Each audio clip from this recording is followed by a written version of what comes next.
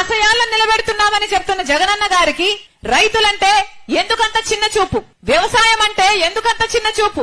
ఈ రోజు రైతుకు కనీసం పంట పండిస్తే గిట్టుబాటు ధర లేదు అంటే ఇంకా రైతుకు మీరు ఏమి గౌరవం ఇచ్చినట్టు అని అడుగుతున్నాం. అంతెందుకు రాజశేఖర రెడ్డి గారు జలయజ్ఞంలో వ్యవసాయానికి పెద్దపీట వేశాడు. జలయజ్ఞంలో రాజశేఖర రెడ్డి గారు ఎన్నో ప్రాజెక్టులను చేపడితే 54 ప్రాజెక్టులను చేపడితే 12 ప్రాజెక్టులు ఆయనే పూర్తి చేస్తే 42 ప్రాజెక్టులు మిగిలిపోతే ఆ రోజు జగనన్న గారు చెప్పిన మాట, రాజశేఖర రెడ్డి గారు దివంగత మహానేత రాజశేఖర రెడ్డి గారు తలపెట్టిన అన్ని ప్రాజెక్టులను నేను పూర్తి చేస్తానని చెప్పిన జగనన్న గారు మళ్ళీ ఒక ప్రాజెక్టును కూడా ముట్టుకోలేదు. రాజశేఖర రెడ్డి గారు ఏ ప్రాజెక్టుల పనులు చేసి వెళ్లారో ఆ తర్వాత మళ్ళా తట్టెడు మట్టి కూడా ఎత్తిపోసిన పాపాన పోలేదు.